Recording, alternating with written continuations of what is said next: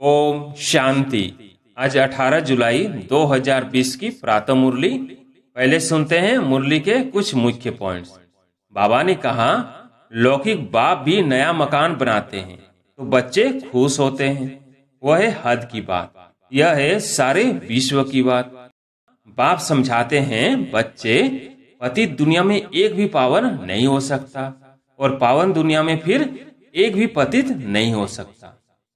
और फिर आगे बाबा ने कहा, जैसे पति दुनिया में पावन एक भी नहीं, वैसे ज्ञान भी एक के सिवाय और कोई में नहीं। बाबा कहते हैं, हम तुमको कितना धनवान बनाता हूँ, कल्प कल्प तुम्हारे जैसा पवित्र और सुखी कोई नहीं। और लास्ट में बाबा ने कहा, निराकार बाप कहते हैं, बच्चों दे के सब धर्म त्याग, एक बाप को याद करो। अब मुरली सुनते हैं विस्तार से। मीठे बच्चे, तुम डबल अहिंसक रूहानी सेना हो। तुम्हें श्रीमत पर अपने दैवी राजधानी स्थापन करनी है। प्रश्न, तुम रूहानी सेवाधारी बच्चे सभी को किस बात की चेतावनी देते हो? उत्तर, तुम सभी को चेतावनी देते हो कि यह वही महाभारत लड़ाई का समय है। अब यह पुरानी दुनिया विनाश होनी है। बाप नई दुनिया की स्थापना करा रहे हैं। विनाश के बाद फिर जय जयकार होगी। तुम्हें आपस में मिलकर राय करनी चाहिए कि विनाश के पहले सबको बाप का परिचय कैसे मिले। गीत है, तूने रात गंवाई सो के। ओम शांति। बाप समझा रहे हैं, ऊंचते ऊंच है भगवान, फिर उनको ऊंचते ऊंच कमांडर इन चीफ आदि भी कहो, क्योंकि तुम सेना हो ना। तुम्हारा सुप्रीम कमांडर कौन है यह भी जानते हो। दो सेनाएं हैं, वो है जिस्मानी, तुम रूहानी। वो हद के, तुम बेहद के। तुम्हारे में कमांडर्स भी हैं, जनरल भी हैं, लेफ्टिनेंट भी हैं।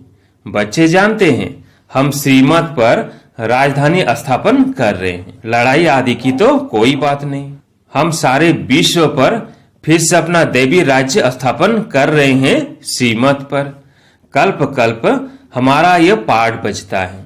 यह सब है बेहद की बातें। उन लड़ाइयों में यह बातें होती नहीं। ऊंच ऊंच बाप हैं, उनको जादूगर, रत्नागर, ज्ञान का सागर भी कहते हैं। बाप की महिमा अपरंपार है। तुम्हें बुद्धि से सिर्फ बाप को याद करना है। माया याद भुला देती है। तुम हो डबल अहिंसक रूहानी सेना। तुमको यही ख्याल है कि हम अपना राज्य कैसे स्थापन करें। ड्रामा जरूर कराएगा, पुरुषार्थ तो करना होता है ना। जो अच्छे अच्छे बच्चे हैं, आपस में राय करनी चाहिए। माया से युद्ध तो अंत तक तुम्हारी चलती रहेगी।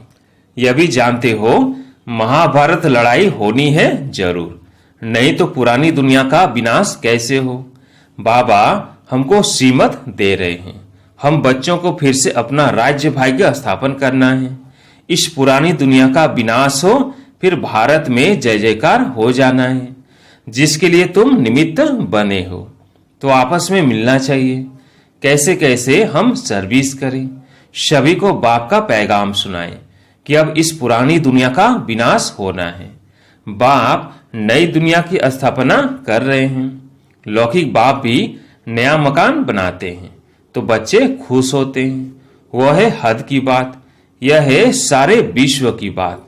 नई दुनिया को सतयुग, पुरानी दुनिया को कलयुग कहा जाता है। अब पुरानी दुनिया है तो यह मालूम होना चाहिए बाप कब और कैसे आकर नई दुनिया स्थापन करते हैं।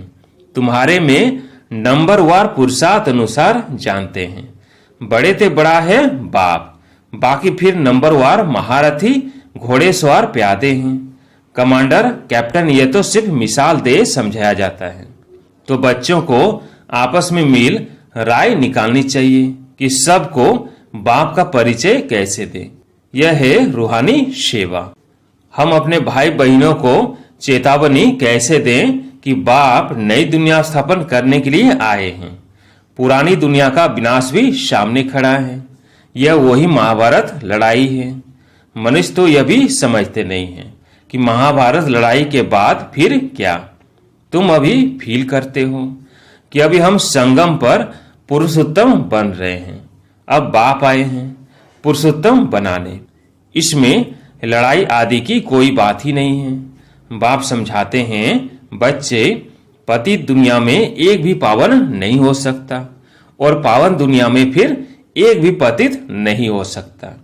इतनी छोटी बात भी कोई समझते नहीं है। तुम बच्चों को सब चित्रों आदि का सार समझाया जाता है। भक्ति मार्ग में मनुष्य जब तब दान पुण्य आदि जो भी करते हैं उससे अल्पकाल के लिए काकविष्टा समान सुख की प्राप्ति होती है, परंतु जब कोई यहाँ आकर समझे तब यह बातें बुद्धि में बैठे। यह है ही भक्ति का राज्य। ज्ञान रिंचक भी नहीं। जैसे पति दुनिया में पावन एक भी नहीं, वैसे ज्ञान भी एक के सिवाय और कोई में नहीं। वेद शास्त्र आदि सब भक्ति मार्ग के हैं। सीढ़ी उतरनी ही है। अभी तुम ब्राह्मण बने हो, इसमें नंबरवार सेना है। मुख्य मुख्य जो कमांडर हैं, कैप्टन जनरल आदि है, उनको आपस में मिल राय करनी चाहिए। हम बाबा का संदेश कैसे देवें? बच्चों को समझाया है, मैसेंजर पैगंबर अथवा गुरु एक ही होता है, बाकी सब है भक्ति मार्ग के।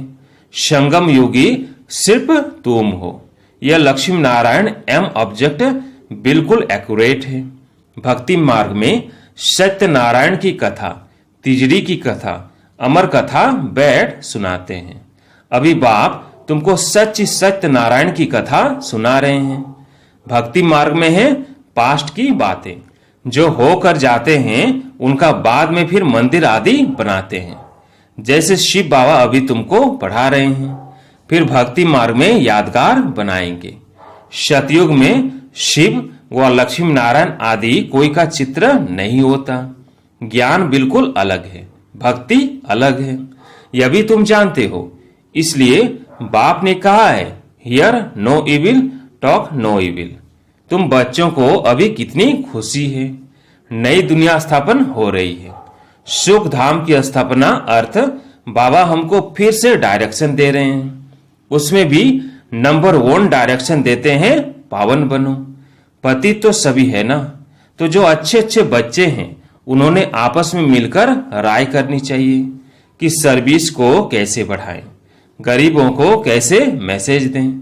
बाप तो कल्प पहले मिशन आया है, कहते हैं अपने को आत्मा समझ मुझ बाप को याद करो।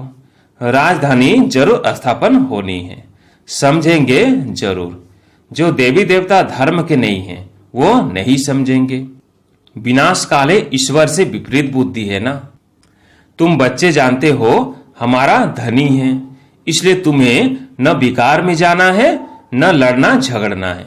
तुम्हारा ब्राह्मण धर्म बहुत ऊंच है, वह शूद्र धर्म के, तुम ब्राह्मण धर्म के। तुम चोटी वो पैर, चोटी के ऊपर है ऊंच से ऊंच भगवान निराकार। इन आंखों से न देखने के कारण विराट रूप में चोटी अर्थात ब्राह्मण और शिव बाबा को दिखाते नहीं हैं। शिव कहते हैं देवता, क्षत्रिय, वैश्य, शूद्र। जो देवता बनते हैं वही फिर से पुनर्जन्म ले क्षत्रिय, वैश्य, शूद्र बनते हैं। विराट रूप का भी अर्थ कोई नहीं जानते। अभी तुम समझते हो तो करेक्ट चित्र बनाना है। शिव बाबा भी दिखाया है और ब्राह्मण भी दिखाए हैं। तुमको अब सबको यह मैसेज देना है कि अपने को आत्मा समझ बाप को याद करो। तुम्हारा काम है मैसेज देना। जैसे बाप की महिमा अपरंपार है, वैसे भारत की भी बहुत महिमा है। यह भी 7 रोज कोई सुने तब बुद्धि में बैठे। कहते हैं फुर्सत नहीं। अरे आधा कल्प पुकारते आए हो, अब वो प्रैक्टिकल में आया हुआ है। बाप को आना ही है अंत में। यह भी तुम ब्राह्मण जानते हो। नंबरवार पुरुषार्थ अनुसार पढ़ाई शुरू की और निश्चय हुआ। मासुक आया हुआ है जिसको हम पुकारते थे। जरूर कोई शरीर में आया होगा, उनको अपना शरीर तो है नहीं। बाप कहते हैं मैं इनमें प्रवेश कर तुम बच्चों को सृष्टि चक्र की रचयिता और रचना की नॉलेज देता हूँ। यह और कोई नहीं जानते, यह पढ़ाई है। बहुत सहज करके समझाते हैं। बाबा कहते हैं हम तुमको कितना धनवान बनाता हूँ, कल्प कल्प तुम्हारे जैसा। पवित्र और सुखी कोई नहीं। तुम बच्चे इस समय सभी को ज्ञान दान देते हो। बाप तुम्हें रत्नों का दान देते हैं, तुम दूसरों को देते हो। भारत को स्वर्ग बनाते हो। तुम अपने ही तन मन धन से श्रीमत पर भारत को स्वर्ग बना रहे हो। कितना ऊंचा कार्य है। तुम गुप्त सेना हो, किसको भी पता नहीं है। तुम जानते हो हम विश्व की बादशाही ले रहे हैं, श्रीमत द्वारा श्रेष्ठ बनते हैं। अब बाप कहते हैं मामेकम याद करो। कृष्ण तो कह न सके, वो तो प्रिंस था, तुम प्रिंस बनते हो ना। सतयुग त्रेता में पवित्र प्रवृत्ति मार्ग है। अपवित्र राजाएं पवित्र राजा रानी लक्ष्मी नारायण की पूजा करते हैं। पवित्र प्रवृत्ति मार्ग वालों का राज्य चलता है।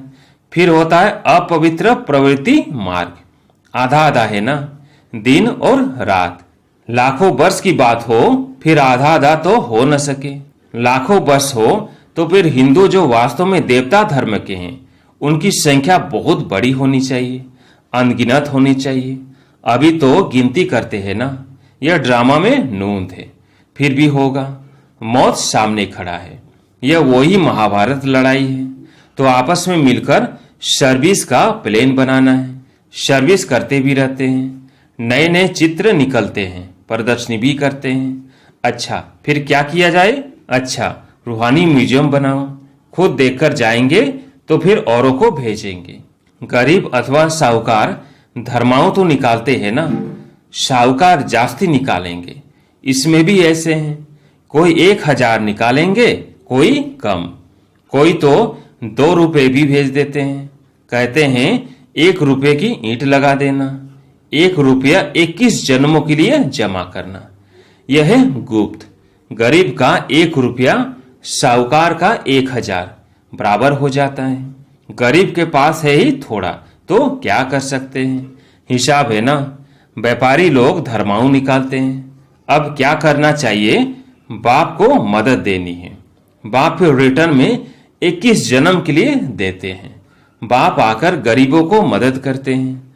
अब तो यह दुनिया ही नहीं रहेगी, सब मिट्टी में मिल जाएंगे। यह भी जानते हो स्थापना जरूर होनी है। कल्प पहले मुआफिक। निराकार बाप कहते हैं बच्चों दे के शब्द धर्म त्याग एक बाप को याद करो। यह ब्रह्मा भी रचना है ना। ब्रह्मा किसका बच्चा, किसने क्रिएट किया? ब्रह्मा विष्णु शंकर को कैसे क्रिएट करते हैं यह भी कोई नहीं जानते हैं। बाप आकर सत्य बात समझाते हैं। ब्रह्मा भी जरूर मनुष्य सृष्टि में ही होगा। ब्रह्मा की वंशावली गाई हुई है। भगवान मनुष्य सृष्टि की रचना कैसे रचते हैं यह कोई नहीं जानते। ब्रह्मा तो यहाँ होना चाहिए ना। बाप कहते हैं जिसमें हमने प्रवेश किया है यह भी बहुत जन्मों के अंत वाला है। इसने पूरे 84 जन्म लिए हैं। ब्रह्मा कोई क्रिएटर नहीं है। क्रिएटर तो एक निराकार ही है। आत्मा भी निराकार है, वह तो अनादि है, किसी ने क्रिएट नहीं किया। फिर ब्राह्मण कहाँ से आया? बाप कहते हैं मैंने इनमें प्रवेश कर नाम बदली किया। तुम ब्राह्मणों के भी नाम बदली किए। तुम हो राज ऋषि। शुरू में संन्यास कर साथ में रहने लगे तो नाम बदली कर दिया। फिर देखा माया खा जाती है तो माला बनाना, नाम रखना छोड़ दिया। आजकल दुनिया में हर बात में ठगी बहुत है। दूध में भी ठगी, सच्ची चीज तो मिलती नहीं। बाप के लिए भी ठगी, स्वयं को ही भगवान कहलाने लगते हैं। अभी तुम बच्चे जानते हो आत्मा क्या है, परमात्मा क्या है। तुम्हारे में भी नंबरवार पुरुषार्थ अनुसार है। बाप जानते हैं कौन कैसे पढ़ते और फिर पढ़ाते हैं, क्या पद पाएंगे। निश्चय है हम बाप द्वारा वर्ल्ड का क्राउन प्रिंस बन रहे हैं, तो ऐसा पुरुषार्थ कर दिखाना है। हम क्राउन प्रिंस बने, फिर 84 का चक्र लगाया, अब फिर बनते हैं। यह है नर्क, इनमें कुछ भी नहीं रहा है। फिर बाप आकर भंडारा भरपूर कर कालकंटक दूर कर देते हैं। तुम सबसे पूछो यहाँ भंडारा भरपूर करने आए हो ना, अमरपुरी में काल आ न सके। बाप आते ही है भंडारा भरपूर कर कालकंटक दूर करने।